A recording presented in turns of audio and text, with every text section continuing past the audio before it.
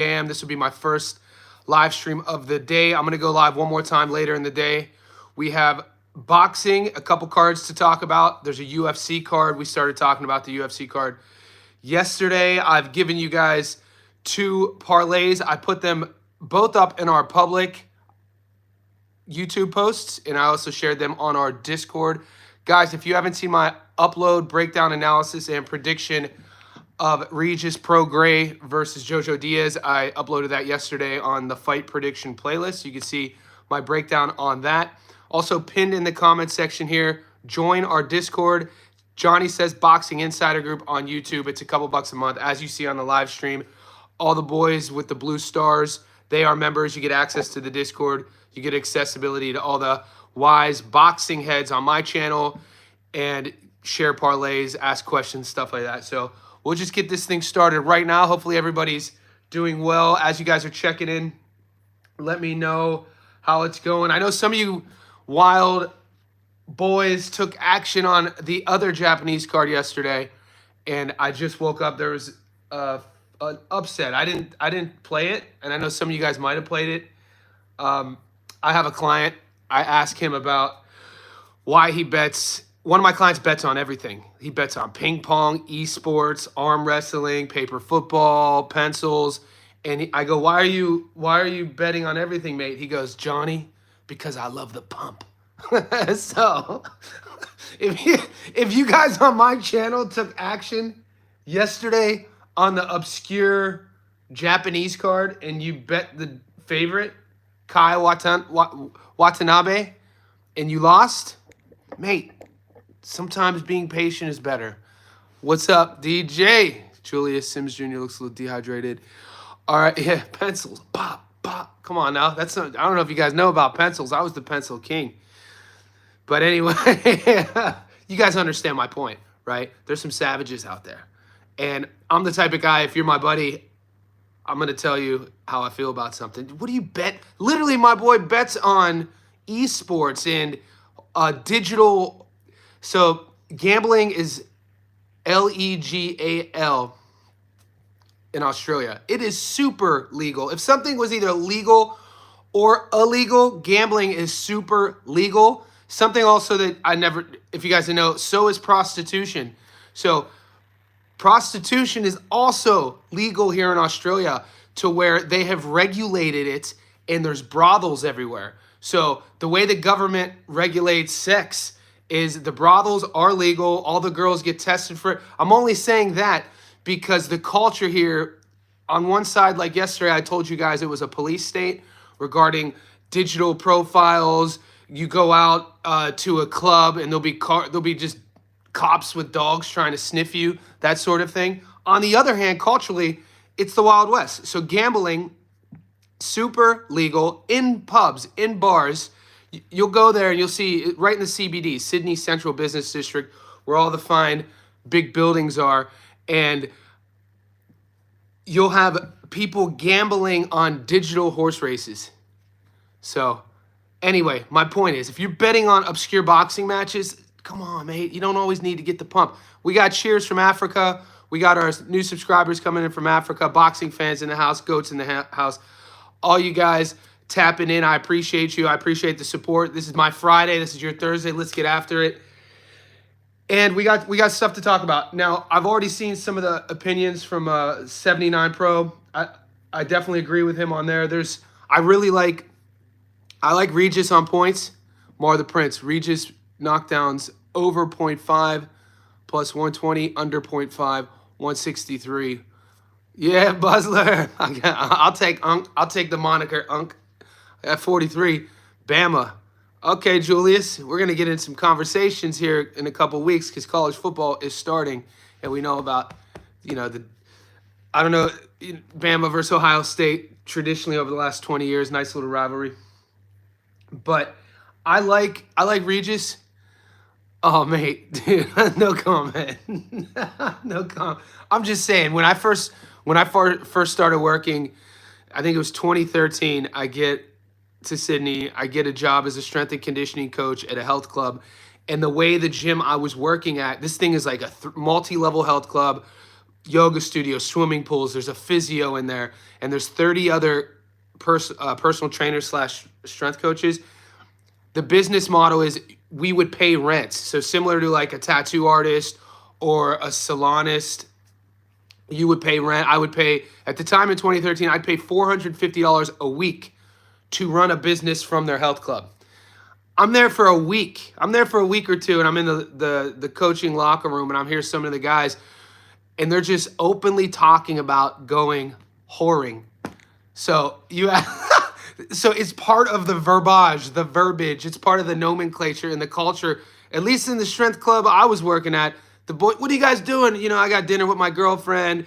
I got a client tomorrow. I got sparring tomorrow. And then the other half, yeah, we're going whoring. We're going to go whoring tonight. And then we have dinner tomorrow. And it would just be spoken about like that. And I remember how big of a culture shock that was for me to hear that. Like, what the hell? Did these guys just say whoring? Did they just create an adjective for paying for sex? And anyway, so yeah, it's wild, dude. Australia at one end, like in Sydney, super sophisticated, safe, wealthy, really nice optically. I love it in Sydney. And then on the other, and then you know the police. Our lockdowns were brutal during the pandemic. Like we were on lockdown for over 2 years. We had a 5-kilometer restriction zone for over a year. It was insane. I tell people that. I still kind of have trauma about that. We had police on horses going through neighborhoods, checking to see if people were outside. It was super insane. And that, on the other hand, that's an example of the police state. But on the other hand, brothels legal, online gambling legal. It's insane. So there's like this sort of dichotomy of ethics that, you know, and then you just got to remind yourself this was a land populated by criminals. You know, the Brits sent their, you know, less than appeasing citizens to Australia as punishment. And, you know, the colonizers were those people initially. So you have a little bit of that in the culture. Anyway, there we go. Nice little start to the show. 7 minutes in. Let's get into this. I really like Regis Prograis to beat Jojo. I was giving Jojo Diaz the benefit of the doubt all week. I was doing my due diligence on Jojo Diaz, and mate, he just in our Discord group, I shared his last fight. It's on YouTube. You can, if you guys are kind of torn on Jojo Diaz, just watch his last fight. That's all I'm gonna say. He fought an 8-rounder in Mexico against a guy who I think was 6-4, and he looked. I talked about it yesterday. He looked, his neurology, his reactions, his speed, everything looked like he was in slow motion. It was tough. El Nino got it done. Sandoval. It was a close fight. I watched it. I wasn't able to watch it live. Ricardo Sandoval coming through. Tough kid. Taraji. It was a close fight. Maybe they do it again. Who knows? And, you know, the last 2 times I've flip-flopped on my instinct, I got burned. That was one of them. At the beginning of the week, I was picking Sandoval. I reasoned with myself. I said 26-year-old. He's going to have the fresher legs. I said that Taraji was 30. And then I flip-flopped and went against it, and I lost that pick. And then a couple weeks ago, I picked Seb Fundora at the beginning of the week. And, you know, I gave you my breakdown. And then midweek, due to me being a loyalist and living in Australia, I flip-flopped. So I need to not do that so often. Sometimes we overthink things, and when I have a public page like this with a lot of smart boxing minds, you know, my favorite thing about my channel is we don't agree on everything. You know what I'm saying? And so sometimes I kind of second guess myself too. Regis by knockout, left training at Houston. Yeah, Regis, everything I heard, blue collar, Regis had a great camp. Getting rounds in with Carrington. He looks really in shape. He looks fit. Yeah, Mel. 100 good. Mel 07, wise man. West Goat, just watched Duarte first go. See you again. Same thing, West Goat. I have Kenny beating Duarte. I have Kenny beating Duarte. You know what it is, West Goat? It is a case of recency bias, I feel. I feel that the recency bias, Duarte, people think about, you know, him being the first guy to stop Jojo, being the first guy to stop Madueño. You know, since the Ryan Garcia stoppage loss, he's gone 3-0.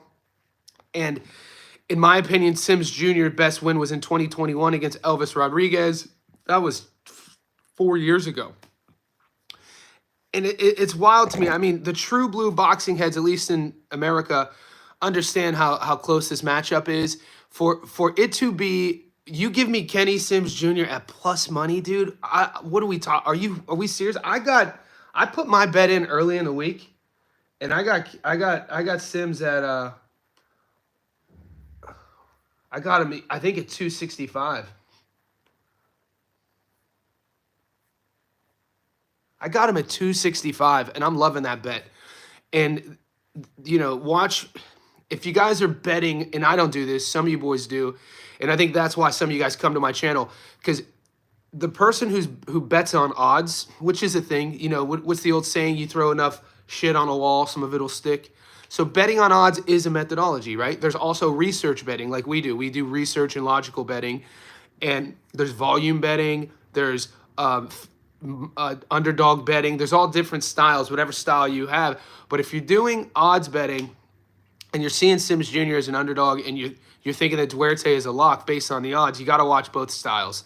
So it's going to really come down to decision making for Kenny Sims Jr. because he punches with you. He's a dog. He stays right there in the strike zone, and Duarte's a good body puncher. Duarte's offensive arsenal and his execution, his game plan is pretty one-dimensional. He could crack. That's the thing. He wants to get in there, be in the wheelhouse, break the body down, crack. But Sims Jr. wants to do the same. He's just he's a higher level, in my opinion, in the pocket of what he's doing technically. Everything with his guard, everything with, not showcasing both shoulders. Sometimes Duarte has this thing where he's in the pocket, right? You're either, if we're gonna slug it out in the pocket, and I love pocket fighting. I love fighting in a phone booth when I'm sparring. So if you're gonna go both shoulders here, right, and you're my opponent, and you're gonna go both shoulders, and you're gonna do the style where, kind of like how Higa likes to do it. Some heavyweights, they'll put their head on their opponent's chest here, and then just try to punch over the guard here and get under the elbows, but they give you both shoulders. If you're going to give your opponent both shoulders, you better be defensive sound and you better be durable. You know what I mean? Because that's one way. I don't do it that way. I pick a side. Me being an orthodox fighter, I'm going to take my lead shoulder on another orthodox fighter, and I'm going to lean in on inside of their guard. And if they're going to play that game with me, then I don't even need to have my lead side up. I can protect this part of my head by just contact on their show here. So I'm going to be working my backhand to the body over the top and then weaving in and out and then using my footwork in the close proximity to angle change, right? Duarte doesn't do that, and Duarte gets caught a lot clean in those exchanges. The thing is, Sims doesn't have one-punch knockout power. I always say, if Kenneth Sims Jr. had one-punch knockout power, he'd be a household name. Not many people have, even if he had a little higher of a knockout to win ratio, because the average boxing fan who doesn't get excited about fights like we do will see Sims Jr. record. They instantly will look to the knockout to win ratio and see that, I think he has eight wins by knockout, something like that. But then they'll automatically think and make a, false assumption that he fights a certain way. No, he doesn't use the whole ring. He is kind of a flat-footed fighter. He has, he's going to have the speed advantage. I give him the reflexes advantage, the decision-making. He's going to have to fight Duarte at a specific range and distance, and he's just going to have to be defensively sound. He is going to punch with him, and it's a fun matchup. My whole point is, I'm not saying I'm taking Sims Jr. because I'm a Sims Jr. fan. I'm not saying I'm betting against Duarte because I don't like him. I like Duarte. I like his camp. I like his team. I like his growth. He's being backed. His handlers think that he's going to be a world champion, which is fine. You're giving me Sims at plus 265, mate. You're giving me him at 265. Yep. No, he's not. And Sims, I like the idea that Sims Jr. spars. I talked about it. Went to Terrence Crawford. Got a lot of rounds in with Bud. He's one of these guys. Even though he's from Chicago, Illinois is not a huge. I mean, they're not known for boxing. You know what I mean? It's not the boxing commission in Illinois. So, what gyms. I know more MMA fighters who come from Chicago than boxers. You got Bilal Muhammad out of Chicago. Bahamondes has come over to fight in Bilal's camp in Chicago. You had my boy, the other bully. There were two bullies out of Chicago. Ricardo, damn it, I always forget his name. He retired a couple years ago. Fun fighter. But yeah, so Chicago more, I know more MMA guys out of the Shy. Lewis Taylor, Handguns Taylor's out of Chicago than I do boxers. I mean, how many other boxers from Chicago right now can you name? My point is the fight's in Chicago. There is don't get it twisted, even though it's the Midwest cornfields, a large Hispanic population in the Midwest. And so when we're talking about crowd favoritism, Duarte might have the crowd. I don't know. I'd have to see it. I don't know if this is going to be a case of when Bud Crawford was filling out the arena in Omaha on his journey to becoming a world champion. By the time Bud left to go fight Ricky Burns for his title at 35, Crawford was already selling out Omaha. So these are questions that I'm interested in. I'm interested in the crowd. I'm interested in, no A side, B side. It's a Golden Boy card. A side, B side. Do these things matter? You kind of have to say they do. I think it's a coin flip. I do. As fans, casuals are like, there's no fights this weekend. As fans, stylistically, this fight was supposed to go down last year. I talked about this in my breakdown. If you want to see more logical reasoning, go to my playlist and check out my Stats Don't Lie video. They were supposed to fight in November. They were asking for the fight each other on social media. Sims had to pull out due to a knee injury. And the simple fact of for Sims Jr. not to be a household name, but Duarte, I think the average boxing fan probably knows Duarte more, and this fight's still to go on, it tells you something. Yeah, GAR, that's my guy at 40. I mean, yeah, who does Julius, right? We asked that question, but he loves Duarte. There's a lot to like about him. I don't think this is off topic. GMS put on the elect a little off topic. Nick Ball and Sam Goodman goes the distance. I think this is a hot topic. I already have money on Sam Goodman beating Nick Ball, and I have him by decision. When we get closer to that, I'm going to give you my Stats Don't Lie video. I have logical reasoning behind it. I have it broken down. Styles make fights. You give me Sam Goodman is a huge dog, and once again, I feel that it's people looking at Goodman's knockout to win ratio. I think it's people thinking that the jump from 122 to 126 is too big, but I got Sam beating Ball. I think Sam is a level above Nick Ball. Johnny, there's a channel that breaks down every channel that gives UFC bets and picks and shows results every week so the consumer can put their money with smart predictors.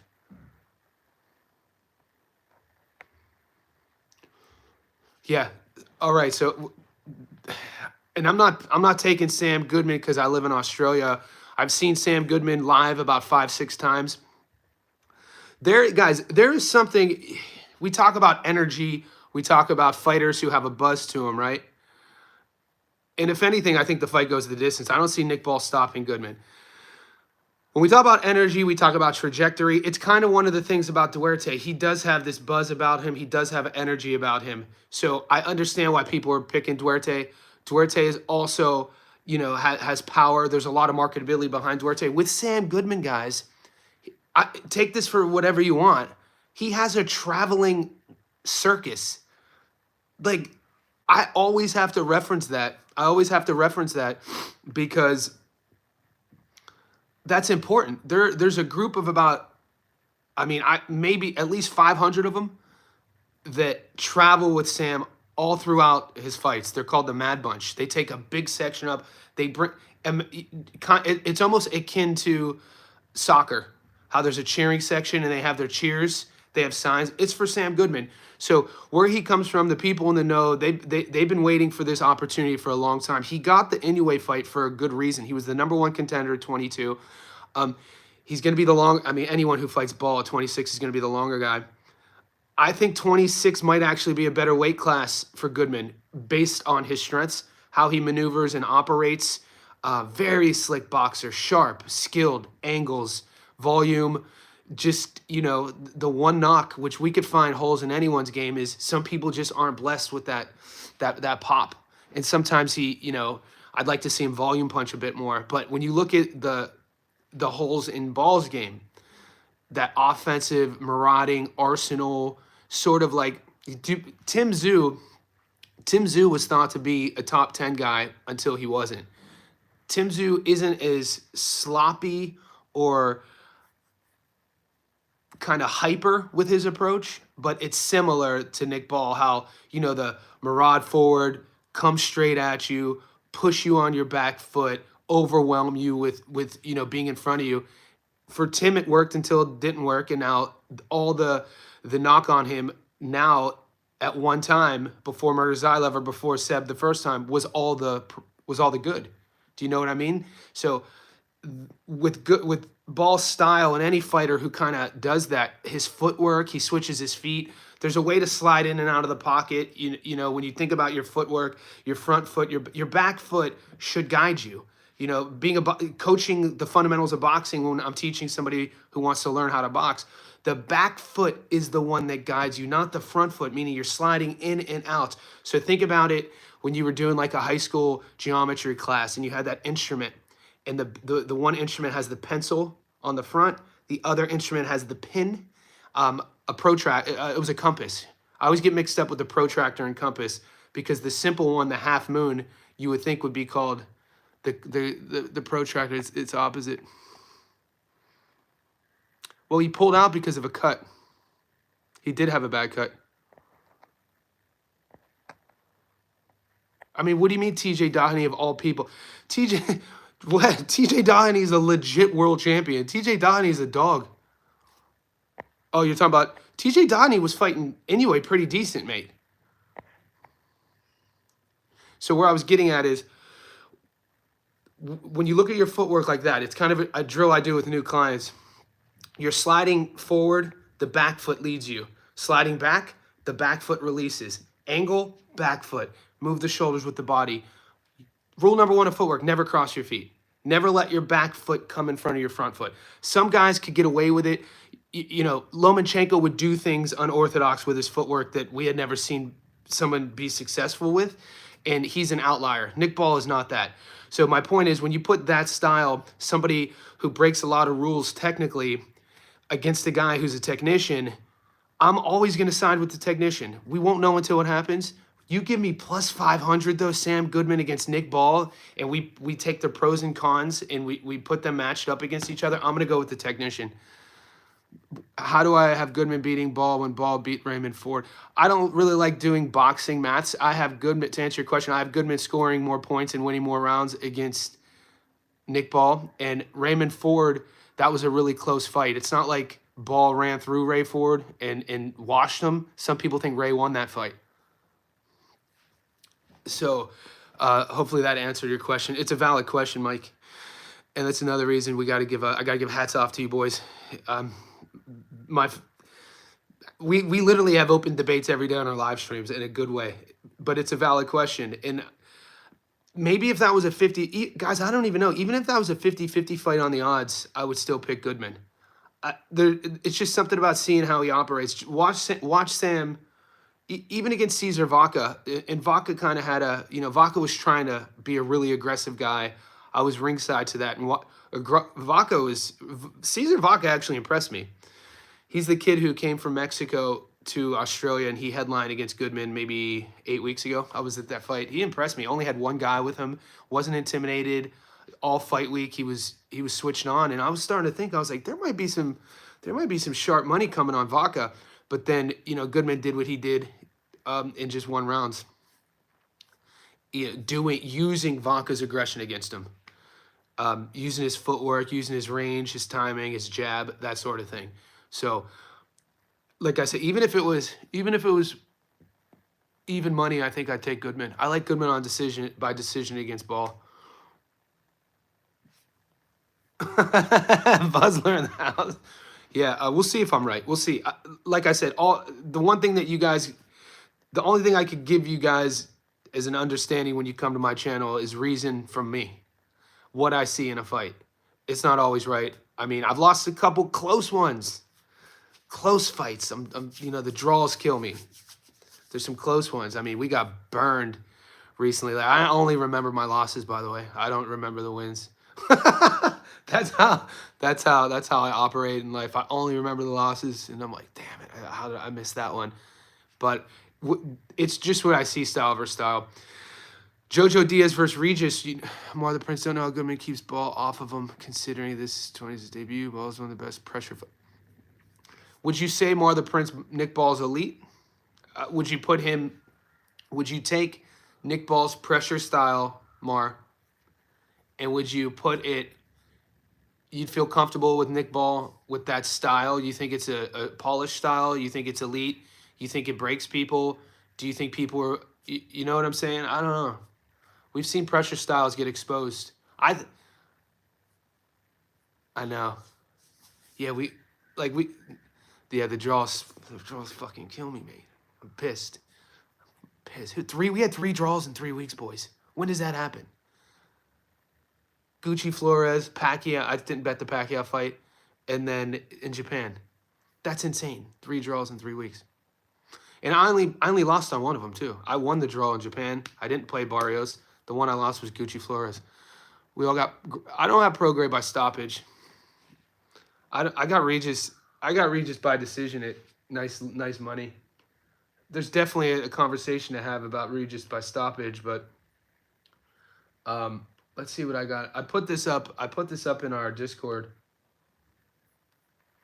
Right now,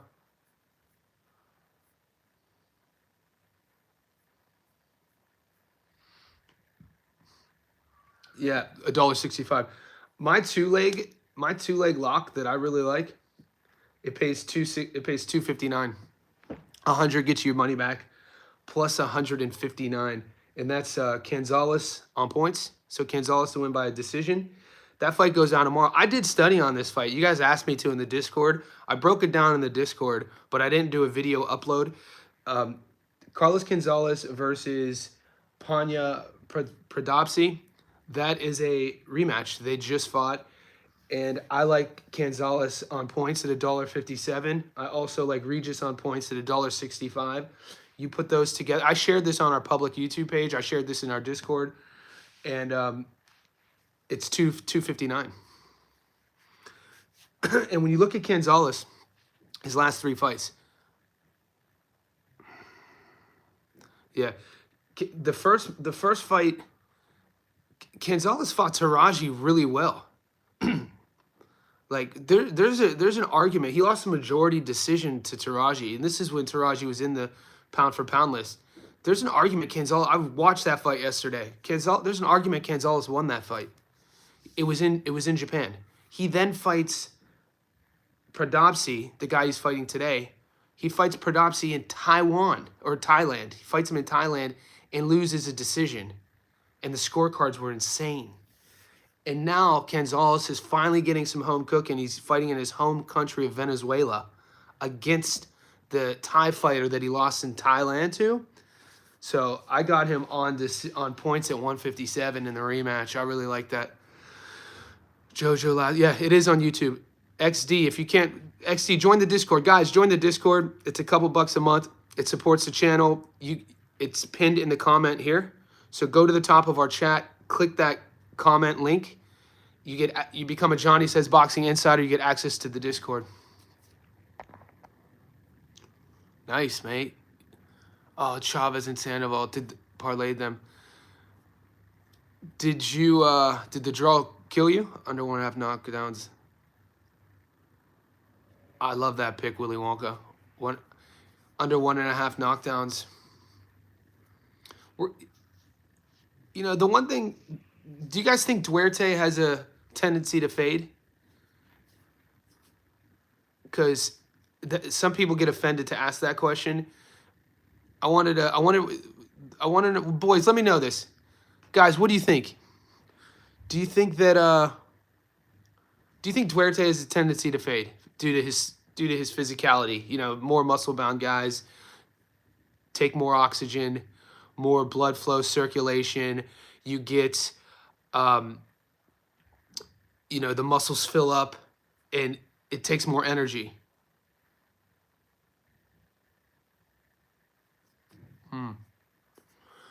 Uh-huh.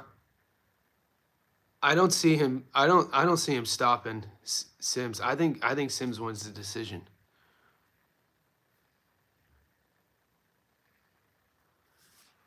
Okay. Yeah, but he got stopped. It's a tough question. That's why I'm asking. I don't. I'm wondering what you guys are seeing with that with his output. What's up, goat in the house? Ahmed Ab.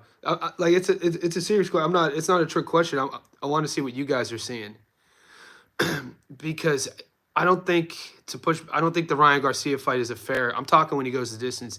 I'm not. You know, he got stopped against Garcia.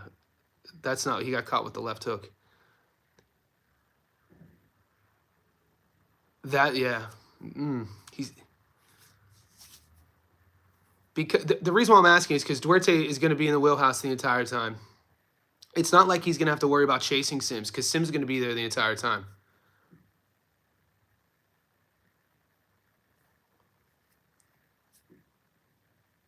I actually like because we have to then think about if you like either guy by decision, you then if you like Duarte by decision, you then have to this. I'm just trying to help you out, even though we're disagreeing. I like Sims by decision, but if you like Duarte by decision, you then have to think about the mid to late rounds and him outworking Sims and him not stopping Sims and him being able to keep up that work rate and then have the skill set to outpoint Sims in the pocket without getting touched.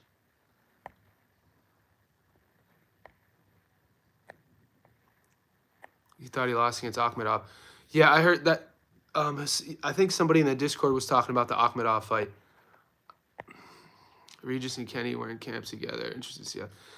You know, and Mar the Prince, statistically, when we do see that, I think we're going to see good performances.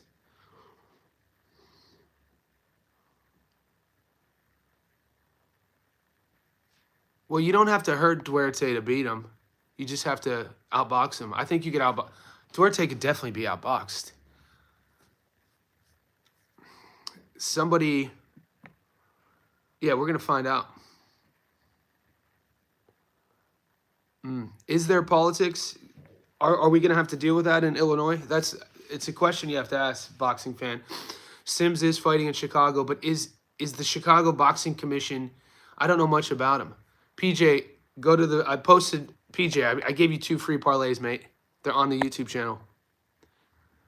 Yeah, Wonka. I effed up. I thought it. Yeah, good call on it. Don't if you don't want that action, don't play it. Duncan's the following weekend. He's the British. My damn sports bet up. He's a British striker, a former basketball player. Christian Leroy Duncan's one of my favorite guys out of the UK. I was watching him fight when he was in Cage Warriors. Former basketball player, really athletic striker, has a handful of fights in the UFC. I got excited and thought he was fighting this weekend. He's fighting the following weekend.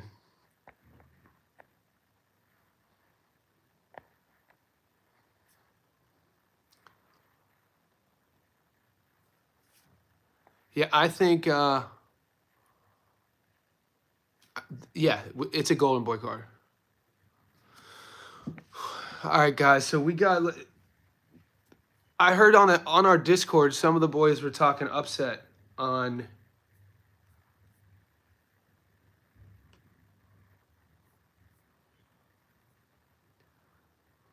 Masudi versus Molina. And then, yeah, the only 3 fights I have action on. Well, Cal Cruz just got a late replacement. Yeah, Cal Cruz's original replacement would have gave him a more tough opponent. Cal Cruz's replacement now is like a middleweight. So I got a lot of action. I'm going heavy on the Canzales fight, the Regis Prograis fight, and the Sims Jr. fight. There's a bunch of other mid-tier domestic fights that I know the boys are going to be betting on. I'm gonna stay away. This is our first fight card in August. I'm gonna get off to a hot start. Yeah, Kareem Hackett's out. They replaced Kareem Hackett with a super middleweight.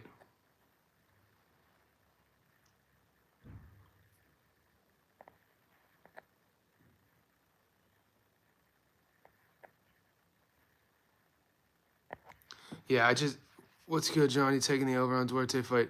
I love it, landslide. What money are you getting on that? I love the over on that. So yeah, the over on Duarte and then Prograis money line.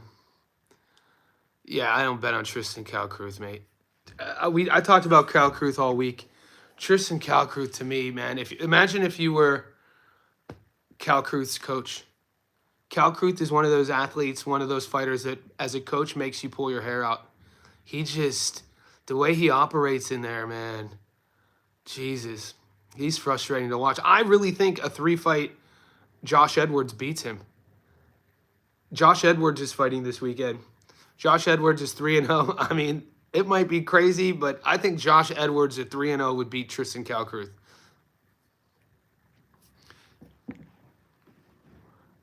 I do, yeah. I don't bet. I just watch Calcruth with sort of interest because people love him. Yeah. Edwards is gonna have his 4th pro fight. He just went pro. This would be his 4th fight in the calendar year, I'm pretty sure. He just turned pro last year.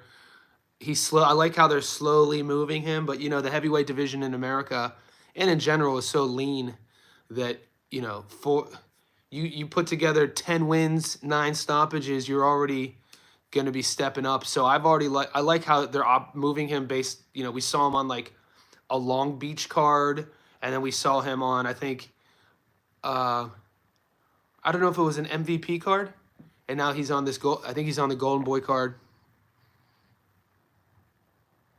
Yeah, blue collar, Canzales. And when you watch Canzales, the first loss, I broke this down on our Discord, why I think, and Canzales is finally getting some home cooking in Venezuela. He loses that decision in Japan. He loses the decision in Thailand. Dude, the fighting commissions in Thailand, bro. If you know anything about Muay Thai, if you know anything about MMA, boxing in Thailand, dude, good luck trying to win a fight on the cards there against a local Thai. But it's interesting that they're sending Canizales is finally getting some home cooking against a guy that, a lot of people thought he won that first fight. Is there money to be made? I'm taking Regis by decision. Regis on the money line's $1.18 on my book. 100 on him gets you $18 in return. Where's Chop Chop fighting? Chop Chop's my guy. I'm not getting out. Chop Chop's great little prospect. Archie Cortez, nah. They're fighting this weekend too. No, I'm not getting anything on Archie Cortez and Andrew Maloney. Is that this weekend? See, that's crazy. Sabava Casino. Yeah, Chop Chop fought my boy Dana Coolwell. So I've done tape on Chop Chop for the last 6 months. Top ranked prospect, Robert Garcia guy, young, fun, has a good story to him. People, has that, fun little growing fan base, has a good nickname. Dana started winning. Dana did well, though, against Chop Chop. Then again, Dana's 5'9", I think, 5'8", with a long reach. And Chop Chop's shorter and smaller. I mean, Colwell, that was a good test for Gonzalez. Colwell's a tough little out.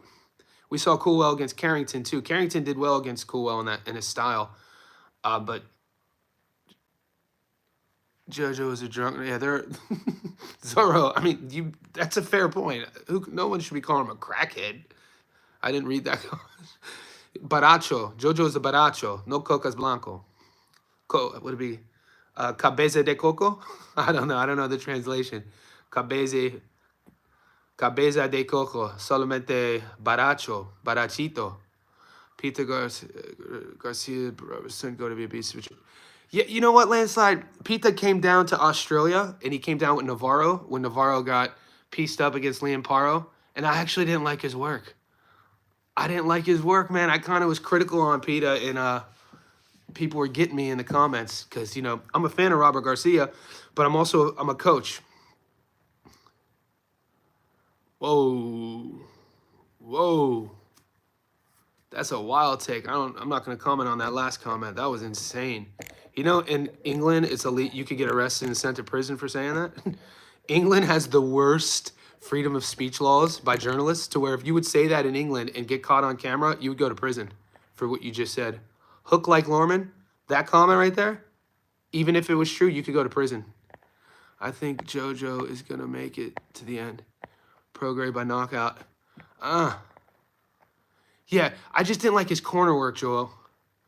With Navarro, he was just basically telling Navarro to just stay. That it was bad advice. If you rewatch the corner work, what he was telling Navarro against Paro, it was bad. It wasn't good. Yeah, I think he does great at 47 hook. I think Liam going to 47 is a great move. He was a big 140. He was at 140 his whole career since he was 18 years old.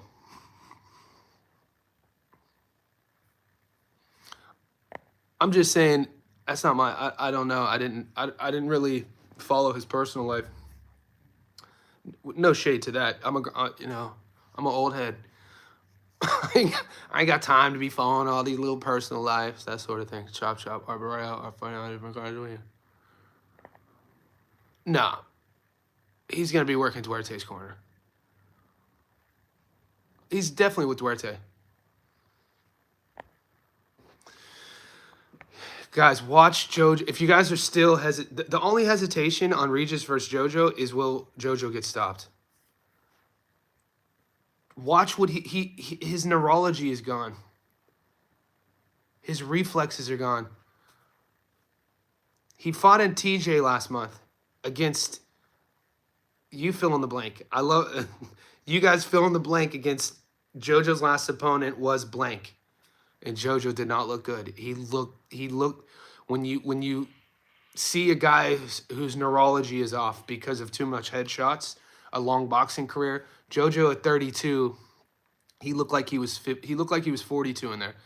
He never the fastest guy, never the best hand speed, never twitchy, never these things. Good pocket fighter, gritty, body puncher. But mate, so the question will be, will Regis stop him? I could get burned taking Regis on points, but Regis on points, 165. I'd rather take Regis on points than disrespect Jojo. Me taking Regis on points is actually showing reverence to Jojo, a former world champion. But Regis is a big puncher at 40, and Jojo's never fought at 40. And people, dude, yeah, all right. The Zarilla, the 3 fights ago, he didn't look that good in his hometown. He had that homecoming against Zarilla. Zararito, he didn't look good, but he didn't get washed. Like, he loses to Devin, he loses to Catterall. He drops Catterall. The thing about Regis's style, though, he has always relied on his speed, reflexes, sort of thing, and that it is evident to see that those are diminishing. It's normal. We get old as men. He's 36. So what he used to thrive on, what he sort of made his money on, those sort of reflex skill sets, those are fading. You can see it. Is he faded enough there to lose to Diaz? I don't think so. I think this is perfect for Prograis to look good. Regis, he's a confident fighter. He needs confidence. I think, what does he do after this fight? That's the question. You know what I mean? There's options. Let me put a finishing thought on Liam going to 47. I do want to address the Duarte rumors. You guys said that it looked like Duarte was on the PEDs. But Liam going to 47, I mean, 47 right now is super lean. You know what I mean? Norman Jr., champ there. We know that Boots left, Bud left, EJ left. 47 just only a few moons ago was hot. Now it's not. Barrios and probably Raleigh will be elevated. I keep hearing he was, but he's not. So let's just say Raleigh is elevated as a champ. You have one of the belts is vacant, right? You have Raleigh, Barrios, and Norman Jr. as the champs. Liam Paro goes up to 47. I think Liam would fare well. I think Liam could win a belt at 47. He looked good in his last fight, and he looked good against Matias. It's just that Hitchens used his timing, accuracy, and his jab to beat Liam. Sometimes a very accurate, precise skill set. That's why styles make fights, man. So that accuracy gives a lot of punchers fits because when you're accurate, you have a jab as an orthodox fighter fighting a southpaw guy. It kind of negates your backhand. So that Hitchens matchup was a tough matchup for Liam. And Hitchens is a big 140. We'll see how long Hitchens stays at 140. But yeah, to answer your point, I think it's a great move to go to 47 because 40 right now, I don't really see. I mean, Liam could challenge Matias again, but we'll see what happens. I see Vargas going at it with Tito Mercado.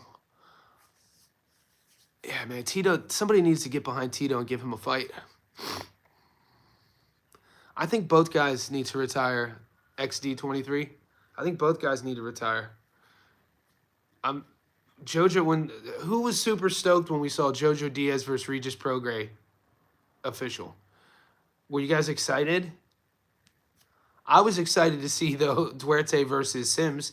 I'm actually more excited to see Josh Edwards on the undercard. He only has 3 pro fights.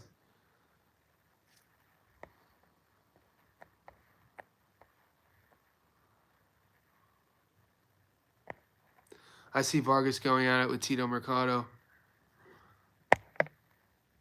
Tito has a big shoulder injury. Yeah, okay. I did hear about that.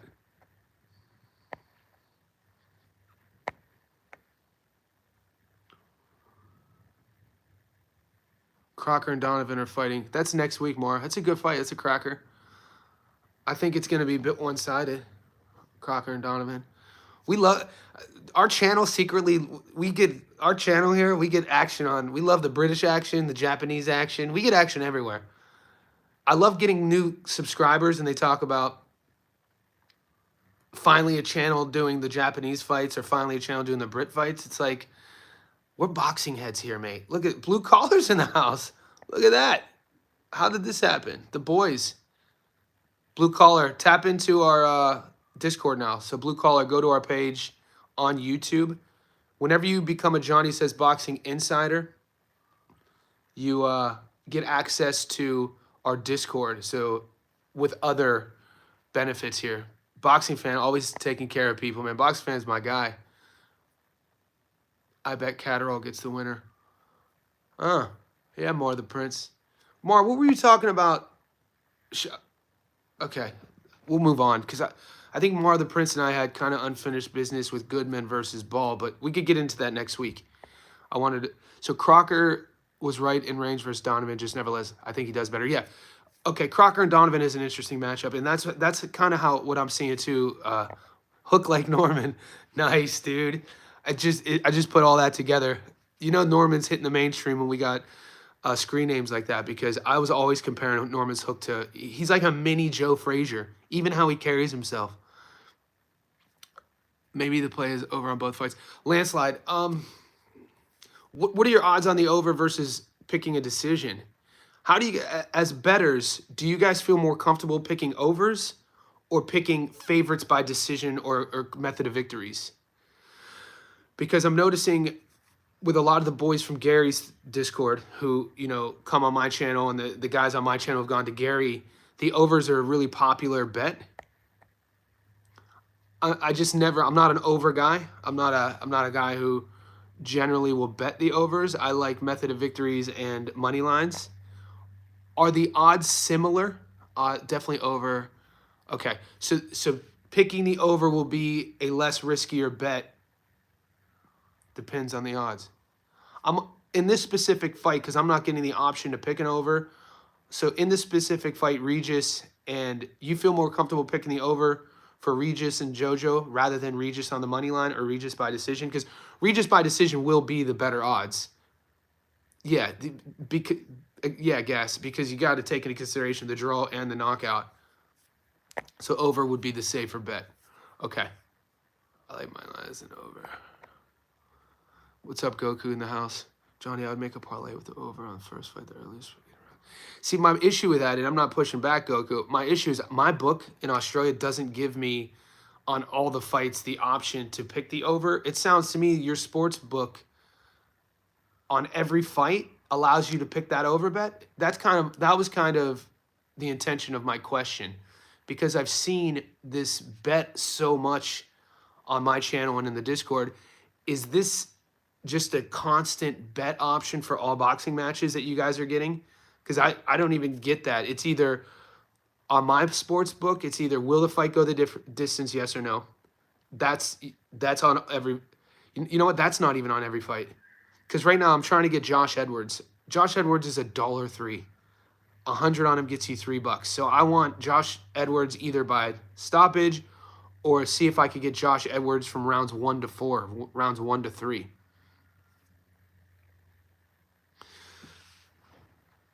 Because I'm sure that over saved some of you boys.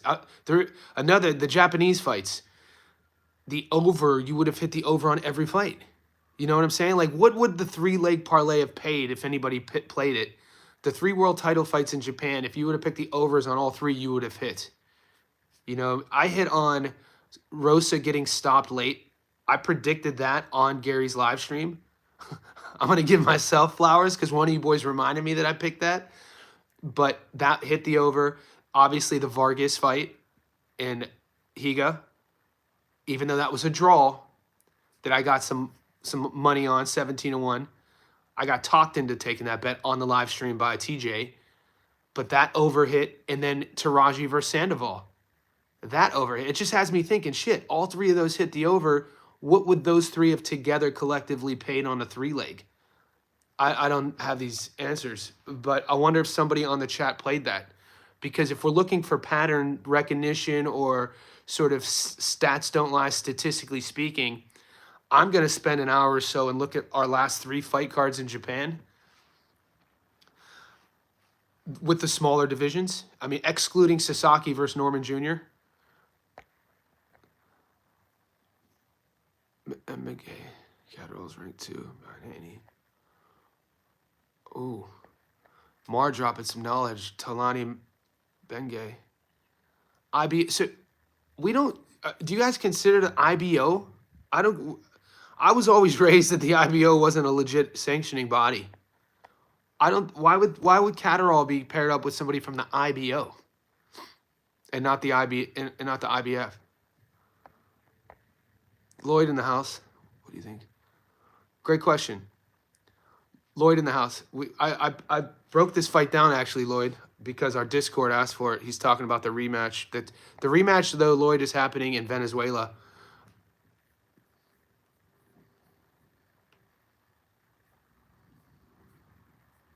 And I have Canizales winning.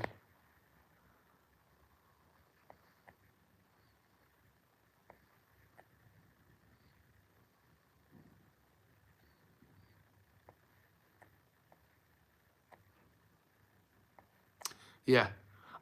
So Goat says think about the Schofield Farmer fight. I would have thought the over was locked.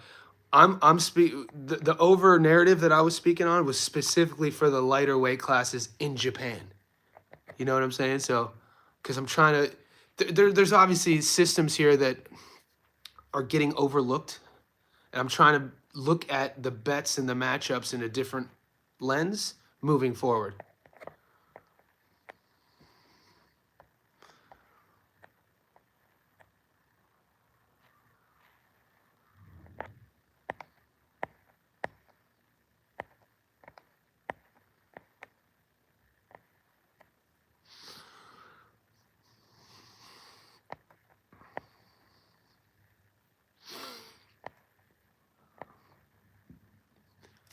Yeah, there was an upset in Japan yesterday. Some of you boys got action on it, you savages. A 5-1 hit yesterday in Japan. I did.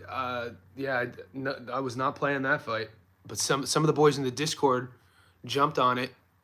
If anything, if I see some obscure fight, it's the only action. Why not put $10 on the dog? But I'm not that type of bettor. Let's see what that fight was. I was telling you guys not to take it. So last night in Japan, you had Kai Watanabe versus Ryo Saito. Kai Watanabe had 17 pro fights. He was a $1.21 favorite, fighting a guy in Ryo Saito who had 6 or 7 pro fights. 5-1 dog, and Saito won. So I didn't play that fight, but in the Discord, I think somebody actually said take Saito for the reason of the odds in Japan. But going into last 2 nights ago, I was 100% convinced I was a wizard for the Japanese fights. You know how gambling is, dude. You get on a little winning streak, you're the motherfucking man. You start walking differently, strutting. You know, my girlfriend was like, Johnny, what's wrong with your leg? Are you hurt? I was like, nah, baby, that's my pimp walk. You know, I was hitting everything in Japan. And then Wednesday night happens, and you know, Sandoval versus Taraji happens, and then Vargas draw, and then you start second guessing everything. That's the life of a bettor. This is what we do. I was super convinced that I had hit in Japan for the last 6 months. You know, people start thinking that your leg's injured. Is your knee hurt? Nah, baby, that's just my pimp walk. Some people get confused, but that's what betting does to us.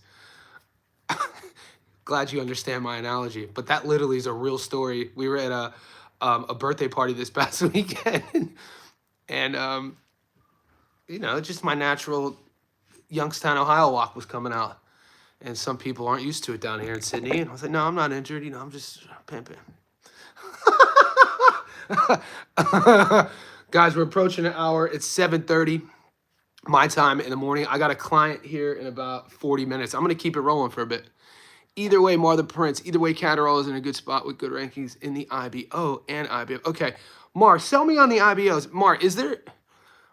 Maybe am I undervaluing the IBO in relationship to the other 4 sanctioning body setup fights? Like, what am I not seeing in not paying? Because I was always, maybe it's an old school, I was always raised like the IBO, really the relevance there for fighters in their rankings. I mean, because when you hear about a guy, like for instance in Australia 2 nights ago, Floyd Masson was the IBO cruiserweight champ, world champ, but they announced him as a world champ. But in America, they wouldn't announce Floyd Masson as a former cruiserweight world champion because he had once owned the IBO. Yeah, the pimp hand, boy. That's a metaphorical thing, though. This isn't our grandpa's era, mate, landslide. Metaphorically, dude, baby, you know that it's a crazy. So I was living in Long Beach from 2004 to 2010, and I was living in a neighborhood called California Heights. It was off of Cherry and Wardlow, in about 2 miles north of the Long Beach airport. And I started training at this LA Fitness, and started doing weight training there, and then playing basketball as well. I grew up playing ball, and I started hooping with Nate Dogg. Nate was always running on the courts, and so was Scruncho. Scruncho is a stand-up comic from Long Beach, and Scruncho was the dude who played the assistant pimp in How High. Powder. No one say that now, netta, like you say now, netta powder. I don't even know what that shit means, but it sounds good. That dude. So the whole baby powder thing's from Scruncho. That was a bit he would do on stage. Sims should be. I think it's wild to me that Sims. That's why I'm saying Sims. You give me Sims plus money, I'm on it. Catterall so boring, Dad. That's for him to call out Ryan. You think Catterall the audacity to call out Ryan and Raleigh? You think he's boring? I like Jack Catterall's style. Yeah, rest in peace, Nate, the king of the hook. People, I was at the park one day. That's when I saw her face. She looked kinda catty to me. Dude, Nate Dogg was the king of the hooks, boy. That song on Above the Rim soundtrack, one of the most underrated or forgotten about soundtracks, in my opinion, of all time, is that Above the Rim soundtrack. But Nate, I think it was Big Pimpin' 2. Hey, I was, dude, and the Dove Shack. So I don't know if you guys know Nate Dogg's brother. He had a group called the Dove Shack, and they had a Summertime in the LBC. That was from the show soundtrack. So the show soundtrack, in my opinion, if we're talking hip hop, the most underrated soundtrack is the show. And then the most forgotten about soundtrack from the 90s was probably Above the Rim. But yeah, revisit 2 of those soundtracks, man, filled with fucking bangers, man. But Nate Dogg's brother, he would always be on whenever the Dove Shack would release albums. Nate was always on them. I'll ride with her, I'll slide with her. But yeah, great movie too. Guys, we're an hour in. Like this video.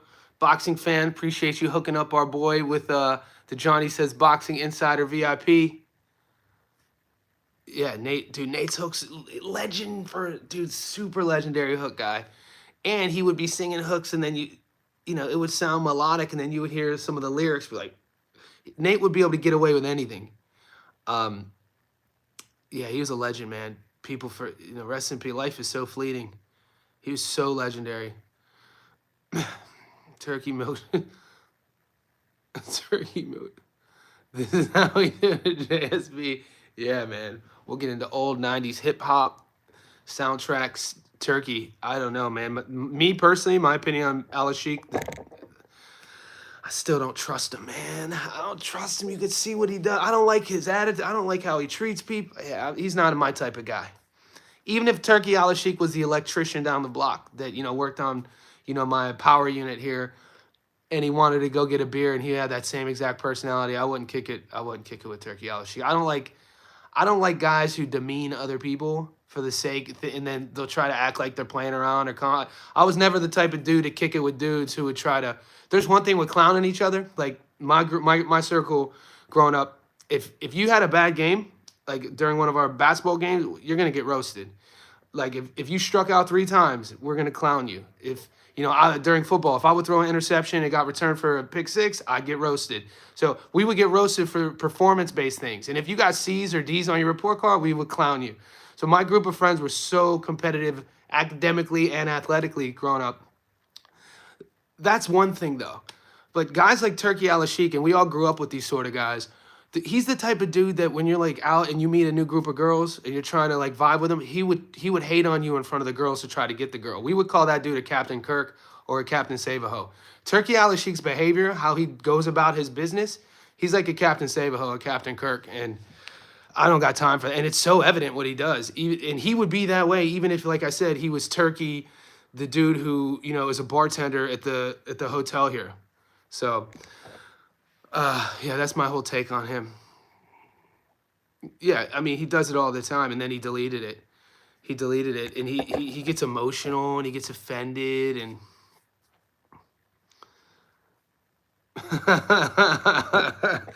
I'm talking. You know what type of personality I'm talking about, though. It's like, bro, why? Then you got to pull your mate to the side, dude. Why? We used to, when we would if you there were 2 separate words. I don't know what part of the country you guys are from, or how old you are, but if you were around your boys and you were hating, you would just be called, man, why you hating on me? You're a hater. But if you would do that in front of a girl, we would use the word ace. So, man, why you acing on me? Man, this cat's always acing on people. Like, he's such a hater. He always got an ace on me in front of this girl. Like, so he would be like that type of dude as well. Turkey Al Sheik's personality, he's so corny. He would hate on you, and then he'd also ace on you trying to, like, get one over. Or, like, you're talking to a girl, right, and you're not exclusive. And the week before you were hanging out with another girl, Turkey Al Sheik's the type of dude who would just put you on blast and bring that up. Yo, Johnny, what about Ashley, though? What about Ashley? I used to hang one of my old teammates, a dude named Rashad. Rashad would always, yo, Johnny, though, what about Kelly? What was she saying last week? And I'm talking to a different girl right here. That's Turkey's game plan right there. Yeah, God, that's right. You guys get the point. You know, he's not a cold. You wouldn't want to kick it with that dude. Even as a billionaire, you wouldn't, and as a normal person, you wouldn't. Personalities, they may change over time, but the true crux, the spirit of people, you always see through that. You could tell the spirit of him. Goku, good man. Goku. Goku, more and more, mate. I love the contrasted personality you bring to the chat, bro. Because I like the contrarian approach, but I also like the authentic approach. So I got time for you. I got time for you, Goku. Funny guy. So boys, it's 7:35. I got my buddy is flying in from London. I haven't seen him in 7 months. He lands in about 2 hours. I got to go get him at the airport. I got a train today. I have a client in like 30 minutes. I have to go to the airport to get my buddy Kieran. He's a Brit. It's going to be a shit show. I mean, when I I met Kieran, and he was my first friend in Sydney in 2014. He's, you know, finance guy, does really well in the UK, but he's a Brit, dude. This dude is all about, they call it getting on the piss, and I don't drink. So I think I'm just gonna have to give him a key to, you know, the place, show him where the spare room is, and just have at it, be like, have fun. I can't be going out like we used to when I was younger. But guys, stay tuned. I appreciate all the support. Join our Discord. The link's in the comment section below. If you're still here over an hour in, I mean, I got mad love for you. Let's get money this weekend. Also, it's not always about money. It's about having fun. If you're betting and you're not having fun with it, and you're stressed out and you're depressed and you're fighting with your people,